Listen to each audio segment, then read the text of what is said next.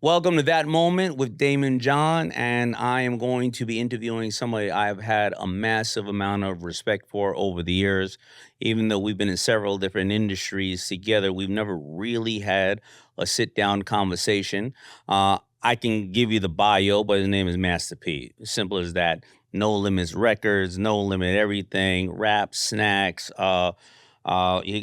Snoop Cereal, and a lot of businesses that he has out there. But the groundbreaking thing that he did, if you're not aware of, he changed the record game.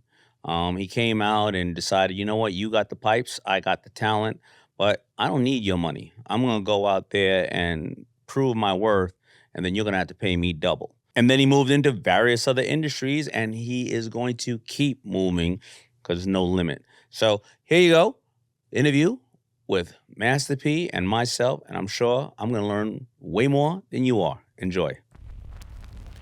I've had so much respect for you for so many years, and I think that you were one of the groundbreaking pioneers who kind of set the standard. You and I think Baby and Slim, when Birdman you, with Cash. yeah, when you set this whole listen, I don't need all this money. Yeah, I'm gonna go and publish my own. I need your pipes, yeah, distribution. And I know record execs who said, yeah, whatever. And then Yeah. they said, yo, you know the size of the checks I'm cutting these cats? hmm And they were huge. yeah, And I can tell, I can tell when you were doing changing the game, it was not only you were taking up a massive amount of airtime, but when I saw that every damn advertisement Yeah. in a Source magazine or the magazine was yours, yeah, I knew. Because if you know business, yeah. Now You shout know. out to Dave Mays. Dave Mays. We brought every page in that Source at that time.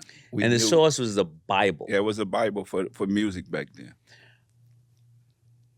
Some of the young men and women may not know who you are, the same as we may have not known the Barry Gordy stories or anything like that. But what was the first year that No Limit Records was founded? Because I mean, your big song was "Make Them Say," right? Make them say, Do you still perform at all? Yeah. So, matter of fact, By the way, you're Master P. All right. Yeah. I should say your name. I guess, right? yeah, I'm Daymond John. While we're at it. yes, we here. So I think the main thing for me, I got into the music business as a business. No Limit Records started as a retail record store. Okay. So we didn't start as a record company. Mm. So I started 19-year-old kid on my own record store and learned the music business from there. How did you even? Okay. Well, why would you? That's a whole nother story. Because somebody who had maybe had access to records or whatever. How did you even get them to? Where did you get the records from? Because at that time, there was no I'll sell it online. There was no online. How did you even, when was that moment that you said, instead of slinging it on the streets, I'm going to create an actual store and I'm going to go against whatever the big box stores were at that time that sold records? So what I did was I watched this small company. It was called Jones and Harris in Richmond, California. Okay. And so I was out there. And what I did was I was able to look at their brochures they had. And they had where they distribute their music from. Mm-hmm. And so my thing, No Limit, was we could get any music in a day. So I was using UPX and FedEx to get you whatever music you want. What year was this? That had to be like 91. Mm-hmm. Yeah. And then when did you say, yo, you know what? I'm going to just do my... Were you the first act on No Limit? Yeah, I was the first act. What happened was all the big artists used to come through my store, whether it was Tupac, E40. And so... Where was the store at? In Richmond, California. Okay. And so what I used to do was I sell their music on consignment. And so that's how I started. So it sounds like me. I started on consignment too. Yeah. A lot of people don't realize that, you think you need money to make money. No, you need to find opportunity. Yeah. You need distribution. And if those people were printing or pressing those records at $1, $2, $4, well, to give you $100 worth of records that could potentially be at that time, I guess an album was selling for $15, right? Yeah. Give you $100. Now that's $1,500. They're not really out of anything. Nah. And you basically are working for them. But on the Yeah. flip side, you're letting them do all the music, and then you're saying, if it's good enough, you take it. If not, I give it back to you. Yeah. And so people don't realize, for me, when I got into the business side of this, I looked for a problem. So I found the problem was no black-owned companies that was doing that. Nobody looked like me. Right. The older couple that was selling music in Richmond, they had like gospel and R&B. It was no hip-hop. So I found a problem. That's where No Limit come from. And when was the problem also that a kid may come in the store, they have a limited amount of money. They have to make a decision. Yeah. Right? And you also were the one to say, let me tell you which one is everybody's buying or who's coming up. Because when I started, I went to the Macy's of those world. They didn't care. Yeah. But when I go to a store like yours, when a kid come in, they would say, listen, you may be cool about this brand. Let me tell you about these 4 young men, where they're coming from. Oh, did you see this new video coming out? It's in there, in the back and the left. The guy with 3 teeth is wearing it. You know what I mean? And you know what I mean? And giving them that kind of that inside story. And I think that was it. So I didn't even know about California. Why my thing was where you started representing New Orleans. I come from New Orleans, born and raised. Played basketball, went to the University of Houston. Got hurt. And I had to decide what I was going to do. Then I ended up going to Richmond, California. My mom was out there at the time. Sonia had relatives out there. That's my ex-wife. So we said we wanted to get away from New Orleans. And so when I got away, I was able to see that I had opportunity to start a business. I had no money. Bumped into this older white gentleman that owned a building that needed to be fixed up. So look how God worked, though. This guy seen me and recognized me as a basketball player from New Orleans. So everybody knew I was a big-time basketball player. So basketball was supposed to be the way for me. Right. I got hurt, and I was kind of down. So I had to decide what I was going to do. My grandfather was saying, you need to go do something. You got to get up. You can't just lay around here. So I got up, decided to get on the road, and the rest was history. I didn't have no money, I had $500 probably. So I wanted to start a business, and this guy told me, if you fix this building up, I'll let you have it for rent-free for a year. So I fixed the building up, started No Limit Records, and just started grinding and hustling from there. How many athletes have access to people like that and they don't take the opportunity to do that? Because you know who else did something like that? A guy named MC Hammer. Yeah. Right? He had access to the team, right? Yeah. And he took that. But also, I think, do you think naming it No Limit was kind of, you know, Puff said we ain't gonna stop, and he ain't gonna stop. You call it No Limit. Do you think that also is something that somebody speaking every single day, like, yo, this is No Limit Records. There is no limit to what we can do. It's no limit to our success. You're not gonna stop me. I'm not giving up. I named myself Master P because I'm a master whatever I do. And so I could have named it anything, but I know that naming my company No Limit, it's the reason why I'm still going today. Yeah. And but it's also built on failure. So a lot of people get afraid to fail. For me, I fail, fall forward, get up, run, chase my dreams, do what I got to do, and I don't quit. So that's what No Limit. So when people look at it, I got the whole No Limit thing from my grandfather. So he was in the military. So that's where the whole soldier thing come from. Right. And so at that time, my grandfather had passed, and my grandmother got this settlement. She gave all the kids. So I lived with my grandparents. So they had 12 kids. Me and my brother made 14.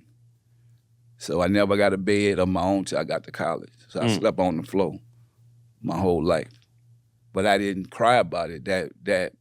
that made me appreciate life and thankful for just having a roof over my head. Because we was poor. I grew up in one of the worst projects in New Orleans. Right. But basketball was my way out. Basketball got me to college, got me opportunity to do what I was able to do, get education. So I tell people all the time, it's consistency. Yeah. For me, right? So I learned that in college. So I make this joke with I laugh and tell people I graduated in 30 days. So when I got hurt, you don't understand that. You graduated in 30 days. Yeah. Break that down. So look, I'm at the University of Houston. I'm playing basketball, and the professor, I'm in business school, communication. Professor told me that I was gonna make $250,000 when I graduate. I said, no, sir, I'm gonna make $1 million. Mm-hmm. So, and what happened was the professor said, okay, what do McDonald's sell? They taught me colors, taught me all this stuff in business school, right? Marketing. Right. I said, McDonald's selling Big Macs. One kid said cheeseburgers, one kid said French fries. He said, all of y'all wrong. He said, McDonald's selling consistency. That was my 30th day in school. And I realized that everything that I do is gonna be with consistency. I didn't need it no more. I was done. I was going to run my own company, and everything that I do. So that was the moment. Yeah, because so the moment was, he told me that the Big Mac thing was cool, but he said, look at every McDonald's, that Big Mac tastes the same. That's why people go back to the store and buy it. And so I start realizing that whatever I do, it got to be consistency. Whether I'm going to get out and try to be the best athlete, I got to get up in the morning, work hard, do what I got to do, right? If I'm going to be the best business person, I got to have that same consistency. I got to treat my customers right. I got to do all these different things. Everything have to have consistency. And so I took that in everything that I do. You know, but on the flip side of it, people don't realize that they also don't get places because they consistently let people down. Yeah. You know, I had a person who worked for me one time, and they were like, you know, they got about 70 or 80% of the things down, and they were a great person, and everything has a price. Yeah. And I was like, but you know, 1 out of 5 things that you say you're gonna do, you're late or you don't do it. And they were like, I know, but think about the other 4 things. I said, but you know what? Let me ask you something. If my car is only reliable 80%, 1 out of 5, or 80% of the time, but I can afford any goddamn car I want, well, why am I paying for it? Why do I have that car?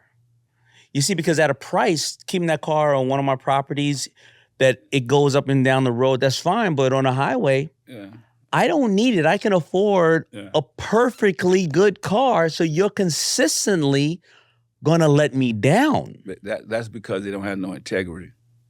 That's the difference. You know, they don't think about our job as a boss or your job as a husband or a wife or a father or a mother. You know, your dad who keeps telling you smoking is wrong. But they keep sneaking out of the house. So they consistently doing the wrong thing. They consistently doing the wrong thing. Well, I don't want to be on that side of the road. I know. You're right. It's a lot of people I don't want to either. But those are average people. Those people don't have, but think about it, they want what you have, but they don't want to do the work or don't want to, the self-accountability. Right. Or the discipline. Right. But like I said, or getting up early in the morning. Everybody want to be the boss. But nobody want to do what the boss do. That's right. So the boss got to sacrifice, do all these different things, but they got people out here that really want your life, but really don't want to do what it takes to live your life. You know, think about it. I mean, come on, bro. When you first started with FUBU, right? Mm-hmm. Think about this. And me and you had the same lawyer. We all been through all kind of stuff. Like even our people didn't believe in us. No. You probably had the most problem with people that look like us buying your clothes then. So think about Black people don't buy FUBU. See? You know the black people who buy, let me tell you the black people who buy FUBU. Yeah. Really wealthy. Yeah. Super educated. Yes. Or some form of a celebrity or somebody who and you know why? Because they've been through enough and they've gotten to the point where they go, I can buy anything. And when I buy it, I buy things because they're more into the reason why. And they'll buy Louis at the same time, but the other ones don't. What you had was for us buyers. I know. Right? So I wore it I never came to you and asked you for No, nothing. no, and you wore it a lot. I wore. You wore it even when you had your own brand. Yeah.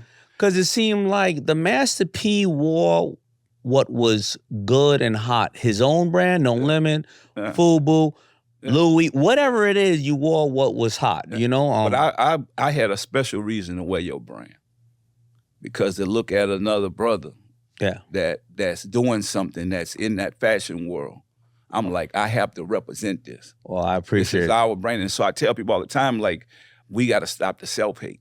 And it's a lot, like, because when you look at it, a lot of these brands come from just where we come from. Yeah. We go in the same factories. We create these ideas. Yeah. You know, a lot of us started out the trunk of our car or out of our garage. And I tell people all the time, it's like what we have, the cereal. Right? So we created a brand, me and Snoop. Snoop Cereal. We're probably one of the best tasting brands in the world. What our culture gonna ask first? How much sugar is in there? And I'm gonna say, for the people that buy cereal, now if you just want a healthy thing of cereal, then you should go to Whole Foods or whatever. But I grew up eating this. I grew up on WIC. We, like I said, I lived in a 3-bedroom project with my grandparents with 16 people, right? This was our breakfast, lunch, and dinner. So I know everything about cereal. And so that's why we got into this business. So now once we get in and able to take over, if this brand here tastes better than Tony the Tiger, why would you not buy it from me? No, I don't want to get that. And by the way, when I say that black people don't buy food, the only reason I can say that is we're super big in Philippines and Korea and various other places. Drake and SZA and a lot of great artists wear it, and Master P. Yeah. I'm just talking about but I was just saying the way I want to change the thinking. No, but I'm going to get to this too, because this is my point. You know, I was, and this goes all to what we're saying, no limits, right? Yeah. So FUBU, no limits records, right? No limit clothing. Yeah. I'm in middle America now, and stopping my gas station. And all of a sudden, I start to see these chips. Yeah. And for some reason, and I generally know business, when you look at the general chip selection in the markets now, even from 10 years ago, it must be one of the big boys and girls have snatched up a lot of the brands. The ones that I'm not talking about, in your category, because your category we're going to start talking about that. It looks like they really condensed. There's not a lot of different forms of corn chips and whatever cases because they're maximizing, right? Yeah. But now I go into certain territories, and the wrap snacks. Yeah. I'm seeing people on there like let's name some of the artists on. Yeah. I mean, we could go. I mean, you got Rick Ross. It has to be lemon pepper, right? You got to do because now you got as soon as I see it, of course, in my mind is Snoop. Lemon pepper, my wink. Of course, Snoop too, right? Yeah. A lot of the younger artists on there too, and I looked at it and I said, as far as bias again, right? Yeah. If I love this artist, and even if I didn't love the artist, and I love the chips and the flavor profile, I'm going. There are people in this company that look like me, like what I like, think like me, right? And it's the same exact thing. And so now I didn't know that you went all the way. I heard you have rice as well, right? Okay, everything. Like, so my thing is. Yeah, let's do the rundown. What do you got? My thing is product outweighs talent. Product gonna be here when we not here. So and what do you got? What are the you got? So I'm gonna start everything so look at right now. This is my shoes. Yeah. Manjati, motivating oneself, encourage you actively to think independently, right? So we have rice, we have noodles, we have chips, we got cereal. Now let's talk about the rice noodles. We know the chips. Does the rice? Because I haven't seen the rice myself. Yeah. What are they have artists on them or they? So no, the rights is we going after a national customer. When you look at Uncle Ben, right? Right. We never owned that. Mm-hmm. Understood. And my thing is that was pure mockery of us, like because my grandparents used to make me buy those products. Okay. The Aunt Jemima, the pancakes, and all that stuff, right? So we created those products to build economic empowerment. I want to teach our people that we can do this too. It's those other brands are going to be around, but it's enough for all of us. And out of your company, part of the proceeds, it goes back to curbing hunger and homelessness, and so that's what we do. So the more we make, the more we give, and that's the thing that we've been doing this for over 20-some years. So people don't realize Like, that's how long it. But why aren't people talking about that? Well, because it's like, think about it, the media don't want to talk about that because we're not, like you just said, we're not getting in trouble. Right. Now, if we was getting in trouble, they'll be talking about it. Oh, then you're a piece of shit. As soon as you do something, right? Why aren't enough? Because it's positive. It's positive. Think about it. Who like that? Don't make a good story. That a great story to me. That we putting all this money back into the community. We educating our people, educating our culture. But that don't make. That's not sexy. Well, let me ask you for the media. Let me ask you another question. Yeah. I have never been on the cover of any African American magazine. Yeah. All right. Yeah. I've been on the cover of Inc. 2 or 3 times. Yeah. Success. Yeah. Now, I'm gonna qualify that statement. I shouldn't be on the cover of a sports magazine. I shouldn't be on the cover of a music magazine. Yeah. Right. But I haven't been on the cover of any other. I've seen you on the cover of some. Congratulations. Yeah. Why aren't we talking about more of that internally or in our communities? Right? Because if we're not, then why should anybody else? So let me tell you the reason, right? And I'm not saying I need that because listen, I'm on CNBC and ABC. I'm the Kardashians of CNBC. Yeah, but you don't need that. But guess what? If you did something wrong, you'll be on the shade room.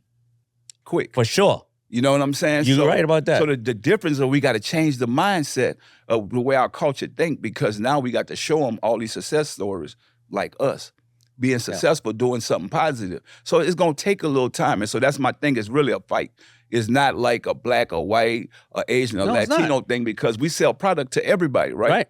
Now the difference is we are different because we realize that we need some diversity in this space. Mm-hmm. Everybody else don't understand it. So if they keep us uneducated, keep us programmed wrong, showing all the negativity, right? So now people are afraid to do what we do because it's hard. It's not easy. Think about it. Running your own company, taking care of so many people, giving back, making changes in your life, making a difference. People don't want to see that. Like, that's not cool for us. Like, they want to see us running around. Doing each other saying, we told you. Think about it. It's enough on every block for us to help and to eat and to be able to feed our people. But we get in the streets, we march, we fight. But think about it. Now, while we marching, it's not just us no more. Mm-hmm. It's blacks, it's whites, it's Asian, Latinos. We all marching together because we all tired. We all tired. But our culture, we got to get rid of the self-hate because they want to hide that. So now these kids don't realize, they think we just got to be athletes and entertainers. So we proving them, even us sitting down, because my thing is, once I give somebody my word, I got to show up. That's right. Think about it.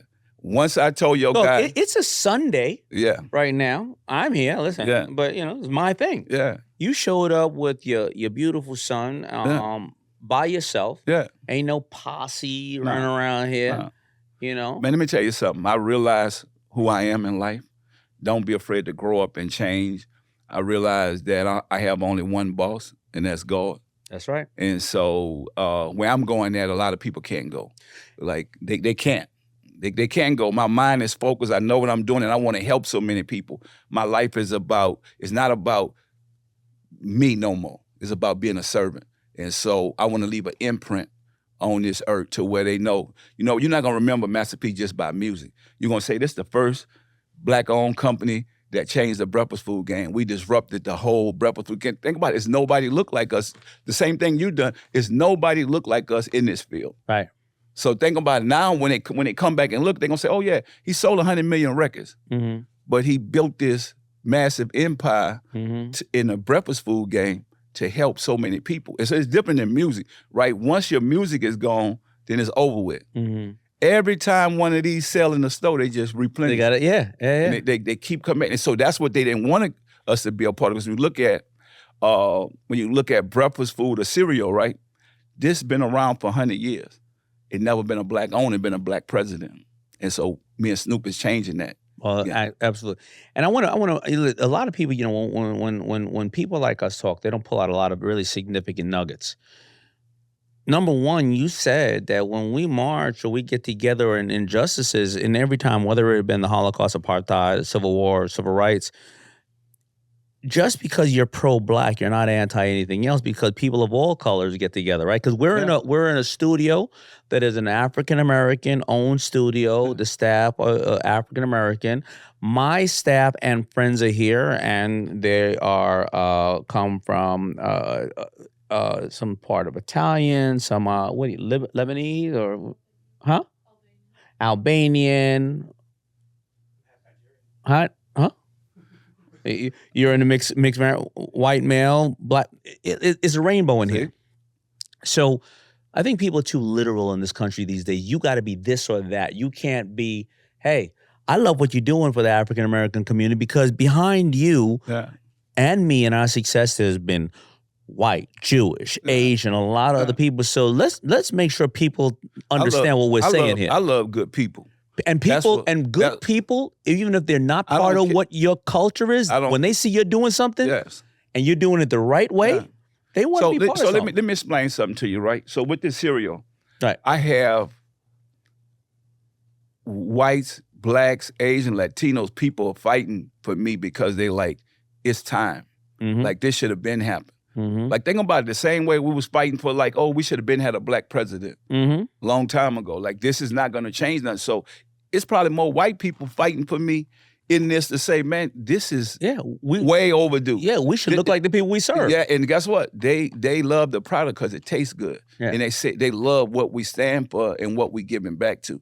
And you're going to put money back, because what's going to happen is you're going to put money back in the community where you have the right policing, the right education, the right teachers. And then what does that do for us as a country? It gives kids, it turns kids from cribs to corrections to cribs to college, because what they do is they start to try to emulate and say, I want to be like Snoop. Yeah. I want to be like Pete, right? And I want to do this, right? Because the stats have shown that if you give a young man or a young woman in the hood a box of pencils back in the days, right? And you say, hey, here's 30 pencils. You can sell them for 10 or 20 cents a piece. If they see that they can go make $2, $3 in one day, they don't sell drugs anymore. No, they don't have to. Think about it. This legit. I don't have to look over my shoulder and sell this. I got a real legit packs. I told them we taking over the grocery store. They could have the streets. So my thing is, my thing is this, right? We're educating our people. And we sending kids to college instead of sending them to prison. But that's the secret that they don't want the world to see. Like we're showing kids now, think about it. If you go to prison, you're going to make 3 cents a day. It's slavery. Yes. So we show you how to use your mind, and you could create your own products and brands. I don't want this just to be me. I want to open doors for so many other people with products, minority-owned brands, to be able to go out there and flourish. Because what you said when we get out there and march, right? We don't have no plan. And we definitely don't have no plan of action. So when we march, it's over. It's like, what do y'all want? We standing in front, the White House or whatever, and everybody angry and upset, and then they leave and go home. Nobody had a plan of action. My thing is, we should be asking for economic empowerment. We need to be, because like we can buy those blocks that we have, we also can create business in those communities to where now we can control the police and to put the right ones in there, the right politicians in there. But with no economic empowerment, we can't do anything. Like our hands are tied. And so my thing is to educate the culture and the people and show them that we are going to change this, and it got to start with us, because everybody afraid. So when I first started this, they were telling me, how you going to go up against Kellogg's and all these big giant companies? I'm saying, well, David went against the giant. Why I can't do it? It has to start somewhere. Yes, right? That's what I'm saying. I was talking to somebody who was a gangbanger. Yeah. And I said, he was talking about, man, I'm in the hood and, I control these blocks. And I was like, well, I see somebody stealing from you right now. Yeah, and he was like, what are you talking about? And I showed him the 3 or 4 lawn mowing companies that were in his community that weren't owned by part of the community. I said, well, how many people you have in your organization? He went, man, 50 and 100. I was like, you think 60 or 70 of them can mow a lawn? Yeah. I said, because you know what you could do, honestly. You can go over and work out a deal with a lawnmower company and get some level of, you open it up this as a minority business, you can get the equipment. Your guys mow the lawns, whatever the case is. You can standardize the price so nobody's going up and down. Of course, no pressure, right? And I looked at the numbers. I said, man, you could probably make $10,000, $20,000, $30,000 clean a week. Mm-hmm. And that's, and he was like, I didn't realize that. And I was like, well, you ain't shooting nobody, helping keep the community clean, And he was but like, our people don't want. They think that the streets is the easiest way. They think that the streets you got to be so tough and so real. And I tell people, you know what? If you use the same tactics that you're using on those streets and you do with good, you're gonna be around a long time. You'll be able to be here with your kids. You'll be able to see life different. And a lot of people get caught up because we talked about this earlier when you said the power of the words when I named my company No Limit. Think about a lot of those guys ain't thinking about what they speak from their mouth. And that's stopping a lot of us from being able to move and be who we need to be because the power of words is real. Well, let's flip that. Why don't we talk about, I ain't having anything written down. I had stats and facts, whatever. Why don't we talk about the people we know that are doing good shit? Yes. Killer Mike. Yeah. Right. Who else? Like I know Pitbull got some charter schools out there. You got this. Now talk to me about the Snoop stuff because a lot of times what I seen in your rap snacks was a various amount of artists, which is always great. I've always said, that you want to have this diversified portfolio. But Snoop with all the dogs, like give me this pink one right here. Let me see that. Is that Sweetened Cereal with Honey Graham? Yeah. This is another one. Cocoa Crazy. So this some of the best tasting How cereal. long has this been out now? Is this launching right now? Or so this just came out. Like we hit the stores in maybe last month. And I know Snoop had a huge show with Martha Stewart. So first of all, everybody loves Snoop. Yes. Right? He's probably one of the most famous rappers and entertainers in the world that crossed over. And he gets a pass. He can do whatever. Yeah, he's a boss though. Yeah. So think about it. Me and Snoop, I started out with Snoop. I put his records out on No Limit after he left Death Row. First of all, I don't even know. I'm not even going to get into that. But you were smart enough and/or business savvy enough to negotiate a clean release from Snoop. Yeah. Which was a historical thing because at that time, obviously, a lot of people were concerned about you have what can be done in business and what can be done on the streets, and it was no issue. Yeah. Well, so how did that even happen? I got to get into that. How do you even successfully clean in a clean way do that and put out records, no problem? Because I treated Suge just like any other business. I'm like, do my money spend? We did a deal, and we moved on. It was like buying a used car. And I knew that if I buy that car, I'm going to put some wheels on and fix it up. It tastes just like Cocoa Puffs. See, better. See, now think about it. If you say, that's the worst thing you can say, that it tastes like Cocoa Puffs. So think about it. I know, because Cocoa Puffs is the one with the name. Yeah. But if I say that, now people know what to go to because you know what? Even in this type of business, you have to be smart. You have to be smart enough to be able to legally get that taste profile out there because the big boys and girls are going to try to stop you. So I got the best chemists. There you go. Making products. That's my point. So, and that's what people don't realize. I invest in that. So that could be in a brown paper bag. I'm from New Orleans. We're going to make sure it tastes good.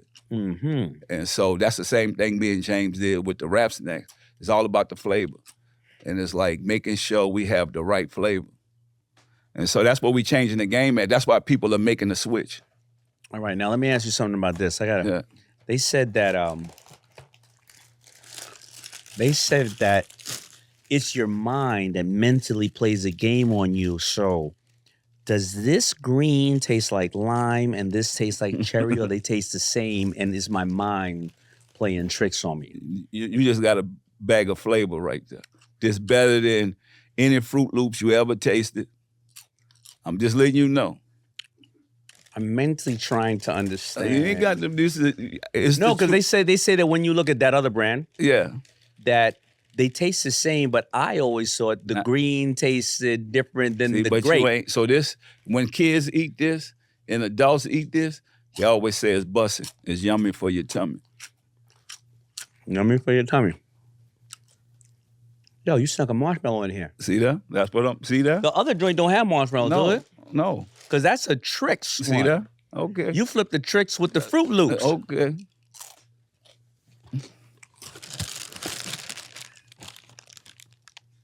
No aftertaste, none of that. So he know this is But I don't know. It ain't after first. Okay. All right. Well, we'll wait a little longer then, and we'll see what you say.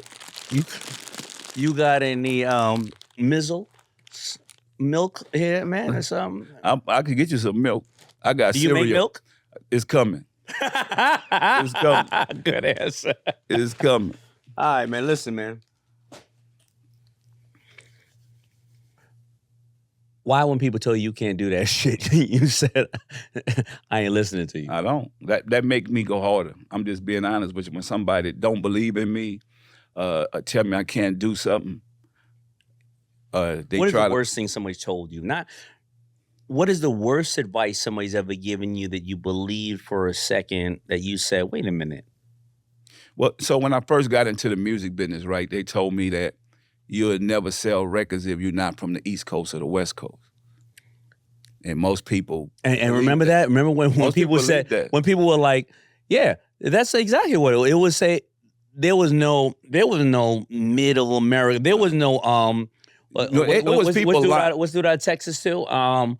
Rap a lot. There was no rap a lot. There was no slip and slide. Yeah. It was just you were either Motown or you were either California or New York. Yeah. And so the good thing about it, right? Even when Jay started with Rap a Lot, what I loved about it, somebody that looked like us was actually making music, right? Uh-huh. But the world was saying, you're not gonna make it if you're not from the West Coast or the East Coast. But look what happened, right? A lot of guys that I knew that had talent, they was acting like they was from New York or from the West Coast. And so I'm like, bro, ain't you from where we from? You know, they talking like, oh, I'm from 55th, and you know, and it's like, when people told me that made me put my Saints cap on, made me represent New Orleans even harder.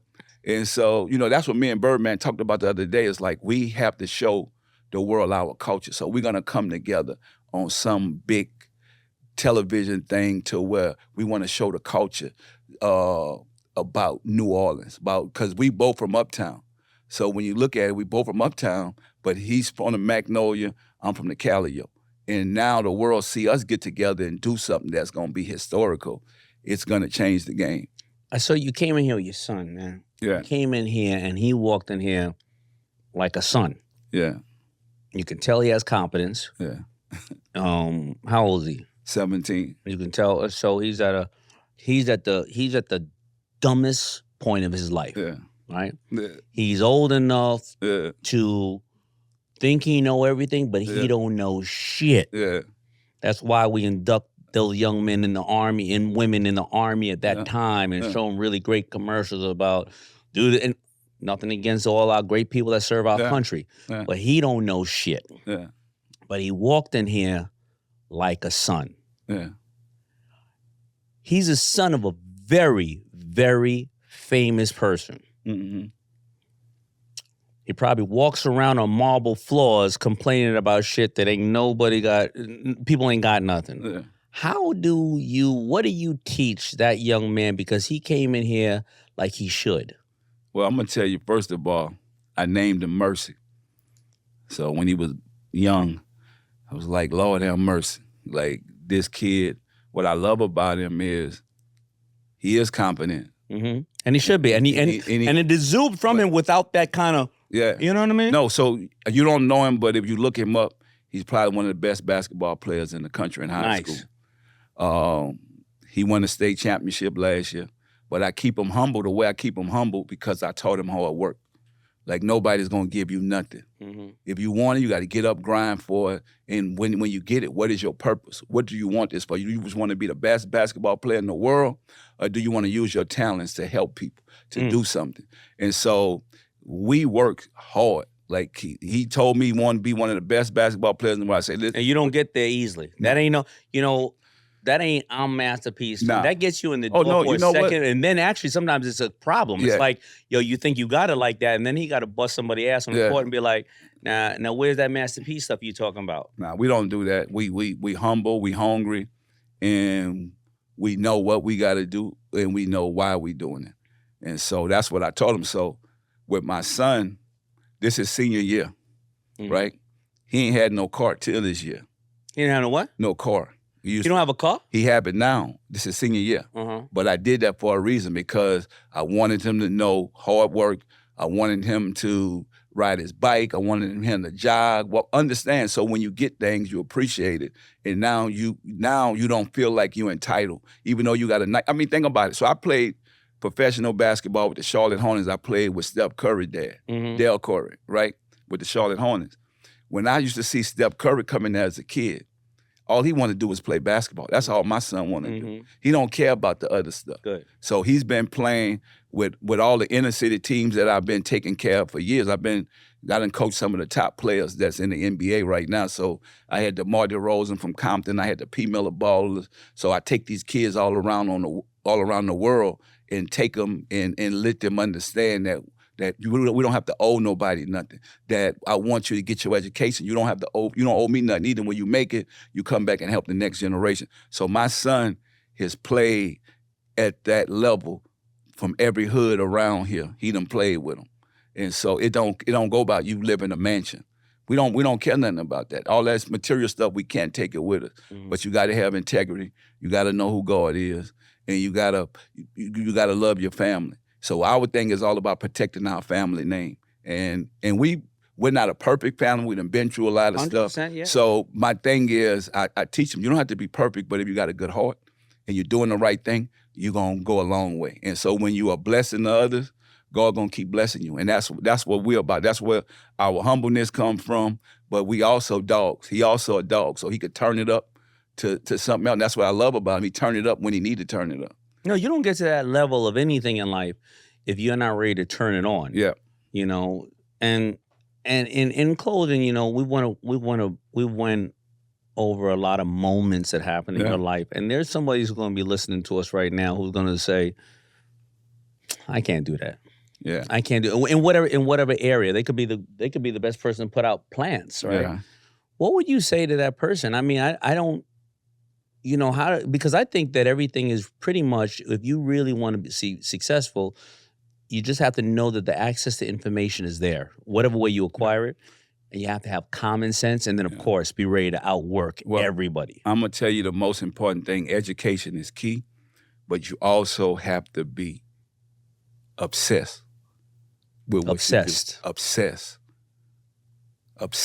It's like nothing going to stop you from getting to where you're going at if you obsess, knowing that you're going to get there. It don't matter. You're going to go through a roadblock. With that obsession, though, because, you know, there's a lot of people who are obsessed are in the wrong place for being obsessed, right? We need to make sure. Yeah, so my thing is be obsessed with the journey. Don't be obsessed with the destination. Right. So you're going to take turns on that journey, right? But if you're obsessed with the journey, because most people want to do the stuff for the money. Mm-hmm. If you're doing it for the money, you're never going to be successful. I just told you have to love what you're doing and be passionate about what you're doing.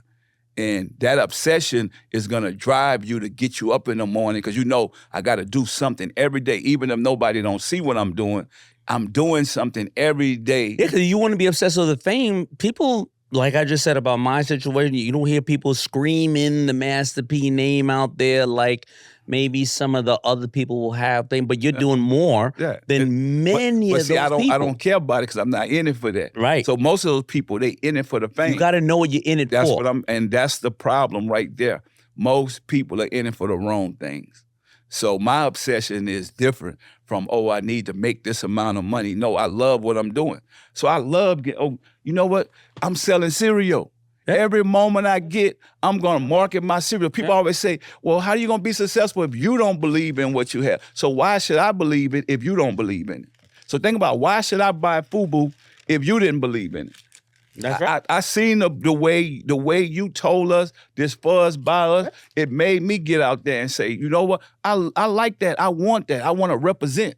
And that's my thing. This is a movement. What I tell people all the time now, this is bigger than us. This is a movement. The reason it's a movement because it never been done before. So it might not happen right now. It might happen. When are you gonna make this? When are you gonna make the Snoop Cereal jackets? Because you know what, man. Yeah. We love a good jacket. Yeah. I ain't gonna lie. Cause remember back in the day, the Coca-Cola jackets, or the Death Row jackets, or the No Limit joints. Yeah. When are you gonna? Because I'm telling you now, that's probably the best. Come on. Yeah. Come on, man. Yeah. I got you. When you gonna make the jackets, man? They coming. I got you right here. We gonna pick it up. Yeah, okay. That's what I do. But that's what I'm saying. Like, we got to be on a journey. And to build generational wealth, everybody think it's about money. I tell people, I got $1 billion worth of knowledge. I could never fall off. I'm like, instant grits, just add water. I'm going to make some money. Because I don't worry about the money. Most people never be successful because that's all they talk about. So know what they'll tell you? Oh, yeah, when I make my $1 billion, wait up, you ain't made $10 yet. Let's make the $10 first. So if I told you, I started out in the record business as a retail store. So I made my first $10,000 and come back and built that up, put the money back into the company, redid that, made some more money till, at one time, I'm in a store now as a 19-year-old kid making all this money because I put the money back into it. And I wasn't in it for the money. And that's what I want to show people. I was in it because I love what I was doing, and I was able to give other people opportunities, give other people work.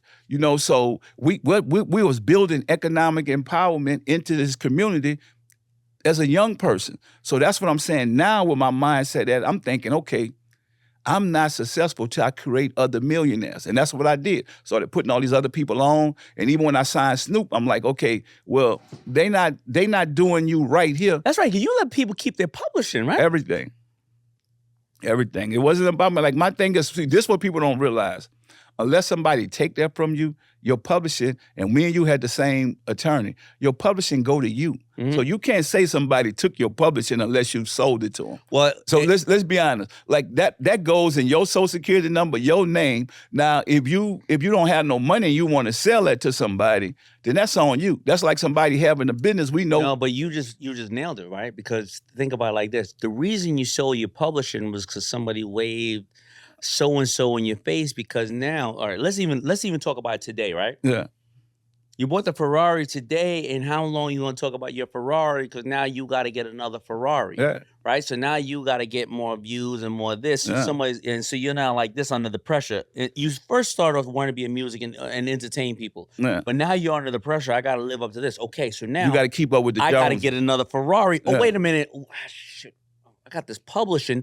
You're not doing your homework on this publishing over the years will equate if you put it over here. You just had to ask somebody with a really tight-ass bow tie and a little pen protector right here, what that publishing would be. That's going to be $7 million in 5 years, but somebody's going to offer you now $350,000. And I got to tell you, I was guilty of doing this to rappers. They would charge me, back in the day, listen, you want a nice video? Oh yeah, okay. You need that mansion. Oh, Hype Williams, man. Each one of those models are $4,000. You need $30,000. I'm going to give you this. I'm going to give you $20,000 to put this in the video. Manager be like, nah, man, we only doing this for $100,000. So you know what I did? I leased 2 Rolls Royces in New York City. It cost me about $5,000 a month. So $60,000 a year, $120,000 a year. I said to every rapper, you got a Rolls Royce. Every time you come to New York City, you got a Ghost or something like that. And I got into 35 videos that they wanted to charge me $50,000 for.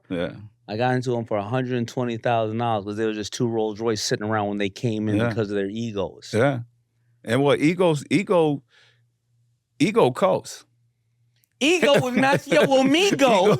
Ego is not your amigo. Somebody just told me that. I don't want to give them credit. But you know what? Think about it, right? They didn't see you thinking from a business perspective. They thinking with emotions. And so I tell people all the time, emotions is not going to get you nowhere. It's going to get you caught up because if you really want something out of life, it's all assets. Assets. Think about it. It is. But they only looking at the liabilities. And so as we grow and get better and get more focused and get more wise, I mean, they've been doing this a long time. Let me break down to everybody what, because you and I, we talk. So what is an asset and liability? So an asset is something that feeds you. A liability is something that eats you. They are looking at liability. So the liability that somebody's looking at with the Ferrari is they're thinking of liability. It's either taken away from me so I look stupid or I gotta top it because I've talked about this long enough. That's a liability unless they're buying a certain type of car that they're able to flip, but you most likely are not going to get that. Now, the asset of not showing that car because you're showing something else, right? A different version of yourself. But you got to look at it, right? Yeah. They think that makes them look They rich. think that's an asset. So it makes them look or feel like they rich. Or feel like they got some. For me, it's different. The way we value wealth is about what you give, not about what you have. And so that's the difference. People think that we looking at dropping so many jewels. Hold on, I gotta break these down for people. But I'm just saying though. So that's the thing about it. If you don't ride up in the Rolls Royce, they don't think you have it. Think about it. So at the same time, we all got companies that we realize that, okay, well, I could take this, even though it's a vehicle, it's an asset for me because now I can rent it out, I could do all these different things, but they want to ride around in it every day. And by the way, you know this. Yeah. The wealthier people are, the more they don't want to show their wealth. Yeah. So when all these people are showing private jets, the billionaires and all the people that I know, they go, they see that you're being thirsty. So what happens is the upper ones look at you and go, I don't know if I want to do business with that person. That person's gonna be running around and bragging and all that other shit. People don't realize that because they know, the really, really wealthy look at you almost like, well, you know what? It's tacky. So think about this, right? You see Jay-Z? You see him on any private jets? You see any jewelry around Jay anymore? He get it. You know what I'm saying? But we got to look at this though, right? He likes something. Whether he's gonna buy artwork or whatever, for me and but you don't see it. No, you don't have to. So think about this: the ones that have to do that, then that mean they not really where they at. Yeah, because the loudest person in the room is the most insecure. Yeah. Well, you know what? What I love about our culture, that we don't realize we are our worst enemies, trying to be something that we not. So that's why I don't mind. Like, people don't realize sometimes you got to start over, you got to rebuild. Go do that. They've been doing that all the time. So you look at it, the most wealthiest people, they had millions and they lost it. Then they got to billions. Mm-hmm. With our people, they thinking that, we got to get to. Well, so look, think about it though. And I want to make sure, because they're all going to chop us up here. Yeah. We understand these are systemic matters that have happened. And we understand, and we know that there are still systemic matters that happen. Yeah. We grew up in a community where we had to wear our wealth on our sleeve to get a level of respect. So you and I are nowhere near being insensitive to the matter. Yeah. But also the same education that is out there to show you how to flip shit and all this kind of stuff. Same education to get money. I like nice things. I might have my watch in my ring. You got your earpiece, but guess what? I don't have to have this stuff. 100%. Think about it. Like, me losing this is not going to start. Because think about it. So for me, if I needed this to flip to go start over, I'm flipping it. That's just the way it is. It don't mean nothing to me. Think about it. If I need to flip a house, I need to flip a car or whatever, I'm flipping it to go start back over to build something that's going to make me more money. This culture get caught up to where they don't want you to do that, or they feel like you done if you do that. But guess what? Corporate America do that all the time. All these companies. So think about, where's IBM at now? They probably got a whole nother company, but we don't know nothing about it. We into Apple now. Think about it. But at the time, IBM was one of the biggest computer companies in the world. Mm-hmm. They probably got into another brand, got into another company. They're not done. No way. Let's be honest. But for us, we don't. We talk about each other. We get on all these different shows and make fun of each other. But then that be the same people. Because think about it. Our broke is 100 people that are successful trying to get there, and we be like, oh man, we only start this business. Now we got to do this other thing to go. So that's what I'm saying. Successful people gonna have like 7, 8 different streams of revenue. But other people don't get that so think about it. I'm not selling music no more. I don't want to sell music. Like, I moved on to something else. Like, that is not the lane for me, even though I love it, because it was a part of my childhood and helped me get into things, but why the culture wouldn't allow me to grow, to go out and help more people. I could help more people mentally with what I know and the things I could do than I tell people all the time, I haven't figured out a way that music makes sense for me. It's like I knew back then when I put out CDs, I'm gonna make this amount of money on it. Now, I don't, like some of this streaming stuff that go out here, I don't see the culture really benefiting the way people making it seem, unless the top ones like Drake and a couple other people. But I'm talking about now you're dealing with the bottom feeders because you're trying to build something from nothing. Well, why don't we, you know what? I want to make sure that we curve it back to how they've listened to us. Right? Yeah. People may object to us. People may agree. What are the takeaways? So let's go over some real good takeaways here. First of all, any of this information you need of anything you want to do is just as much available on social media as whatever bag you want to buy or trip you want to take or joke you want to make. And I always say to people, you want to know that? Then start putting in your social media feed, follow 20 accounts to talk about assets or talk about consumer packaged goods or financial intelligence. And a lot of people don't want to start companies. But let's say somebody, you know what, let me give you a typical example. You just said it. Assets are what creates wealth in this country. And somebody, we always hear, and I made this mistake for many years by not knowing this part of business. We always hear that the rich don't pay taxes. Okay. Well, let me explain what that means in regards to assets. The two biggest forms of assets in this country are stocks, public companies, and real estate. The reason why the rich, they claim, don't pay taxes is if you bought $1 million worth of Apple 6 months ago, I think that, or whatever, it could have went up to a certain amount, but let's say your $1 million goes to $2 million. What somebody does, or whether you bought a house that was $1 million and it went to $2 million, especially during COVID. What somebody does with the stocks is they go, I'm going to go take out margin, which your $1 million goes to $2 million. That means the investment was $1 million. You borrow margin from the bank of $1 million. You pay 7% interest on that, but you do not pay taxes because it never was taken out. Right? And what people do with that is they go more stock, more. Same with a house. More. And that's what happens. Now, you can do that if you have $1,000 worth of Apple that went to $2,000. Right? You can do that again and again and again. It has nothing to do with wealth. It has nothing to do with position. It has something to do with access to information. You can do that with opening a CPG company or opening anything else. So what do we tell the kids and the people and the grown-ups? So this what we got to say to them, right? Because the first thing they're going to say, well, y'all have it already. That's how y'all going to do it. And I started with $40. You started with negative $200. That's what I'm saying. Okay. So I want to show people that you want to hit a home run, but you never want to swing at the ball. Right. How? Like we just said that we gonna get out here and do it no matter what. We don't care. We are prepared to fail. We are prepared to start over.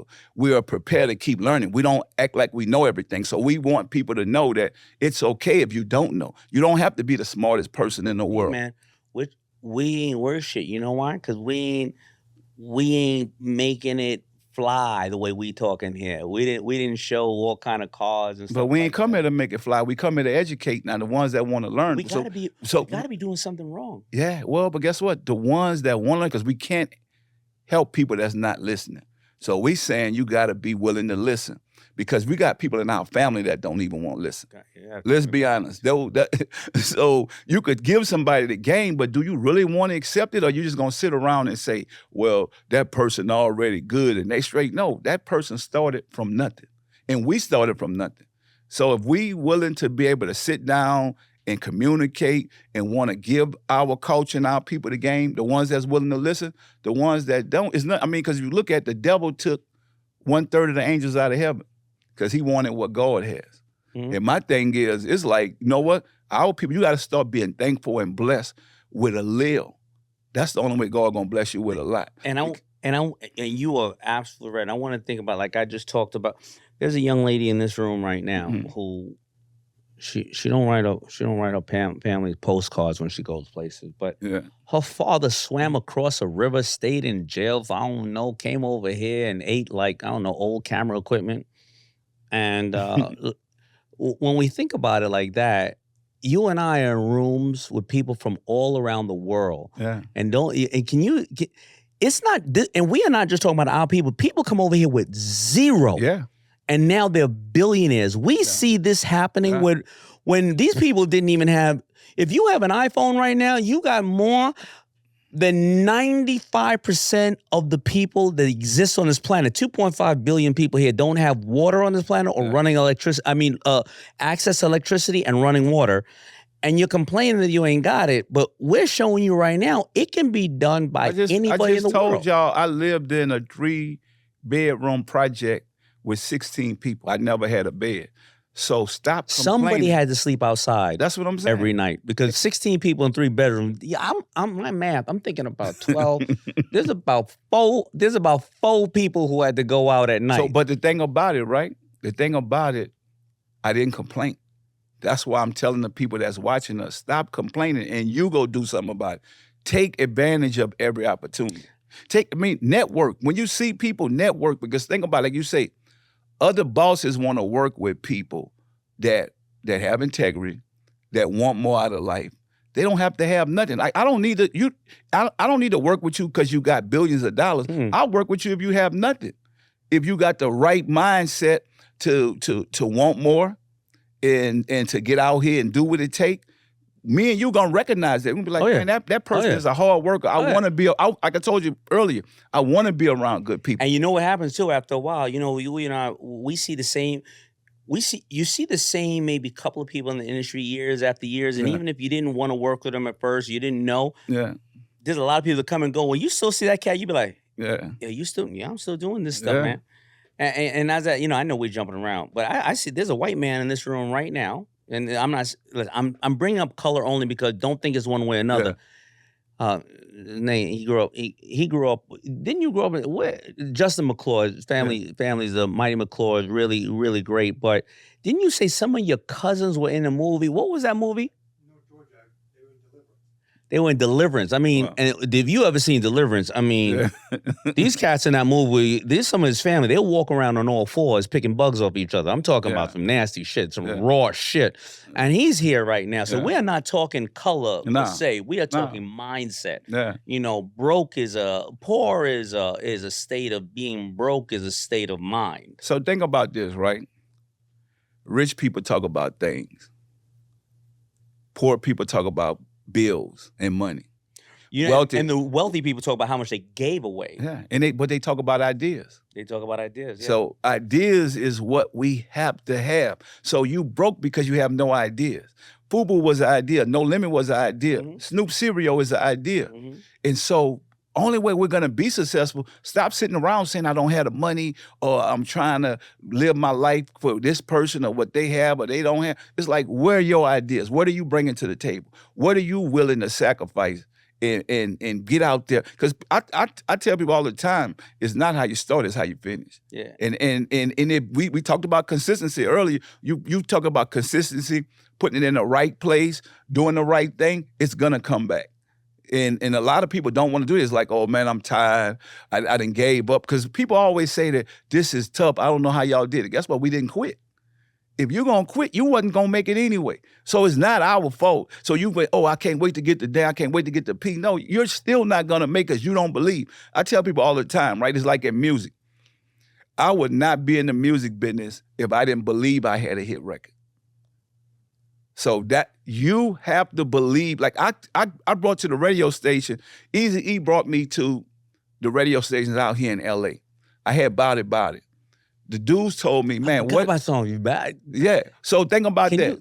I don't want to put you in a spot. So after that, I want to hear you say Bout It really. All right. Go ahead. So look, we go to the radio station and keep going. The program director say, bring me a song. I bring him Bout It. Come back the next week, he said, bring me a record. I need another record. When this one don't work, I come back with Bout It. He said, bring me a record again. Give me something else. I said, I'll be right back next week, sir. I brought him Bout It. And he said to you, did you wear the helmet on the school bus when you went in? Because I told you already, bring me another song. And I say, sir, this was the 7th time I went. I said, sir, can you just at least play it for the people and let them tell me that it's whack? And he played it, and the people loved it, and he had to play it ever since after that. But I didn't give up on it, because imagine if I would have came back with another record, he'd have realized that I didn't believe what I had. Got it. I got it, because you was about it. I had to do. All right, listen, Pete. You know, I'm gonna say it in a very, because I want. You know, a lot of times we're in rooms like this, and I'm gonna say it in a way that everybody can understand. Because normally I'd be like, look, all right, so yo, Pete, do me a favor, man. Let's catch up one day. But when I say that, you know what I'm saying to you?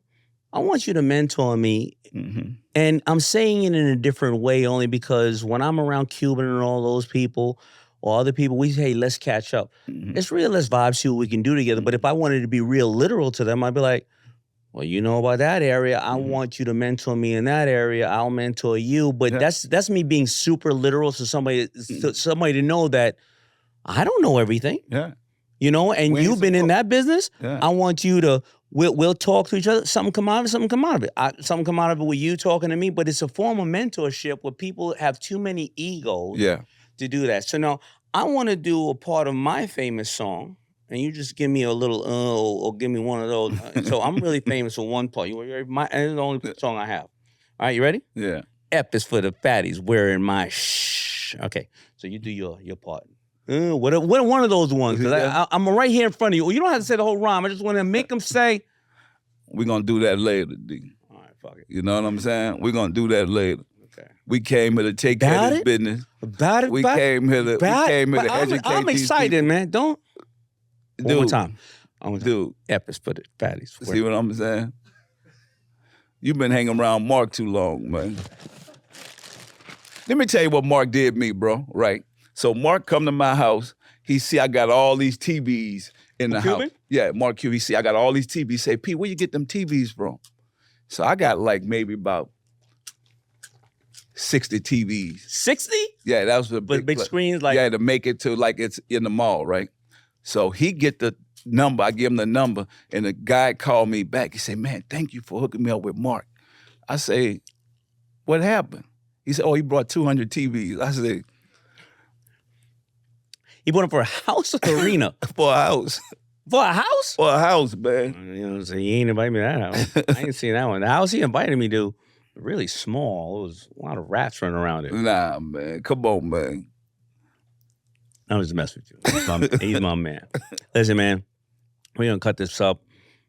I don't even know we can't fit all this in here, man. But I'm really excited about it. You know, I feel like I guess I have to go back to people watching us and listening to us. But I had, man, like such a great time. I had a lot of inspiration from you, man. I know that you're gonna just keep killing it with Snoop, and that shows something else about Snoop. You may think that Snoop is this guy running around. He's been a long-term partner of yours. Yeah, Snoop a boss, man. Like I tell people all the time, you're not a boss till you create other bosses. That's true. And so there's no jealousy, there's no hate with us. It's like brotherly love for real. And nobody's talking about that, man. How many of us try to work together? How many of us will sit here on the camera and say, man, hook me up, man, mentor me, man, whatever we can do. And you know what? I'm of service to you at any given time. We've had the same, an African-American attorney, one of the most powerful attorneys in L.A. Yeah. Nobody knows who he is. Yeah. I mean, for the most part, publicly, I think, what do they say on that show? Call Daryl. Huh? Yeah. And he's an attorney of all kind of people. Yeah. There's a lot of superstars that look just like you and I who can't rap, sing, dance, or whatever, and they're pulling a lot of strings behind the scenes, and they don't even want the spotlight, but they need to be known who they are because they are. Listen, if you can't be the athlete like your son's gonna be, well, that son's gonna need lawyers. He's gonna need you need a team, agents. He's gonna need social media experts. He's gonna need whatever, nutritionists. Yeah. And why can't you be that? Because then you could be standing right next to that young man when he wins the title. Yeah. Yes, sir. Thank you, brother. Appreciate it. Thank you so much, man. Yes, sir. All right. That was Master P. I'm Daymond John, and thank you for spending that moment with us.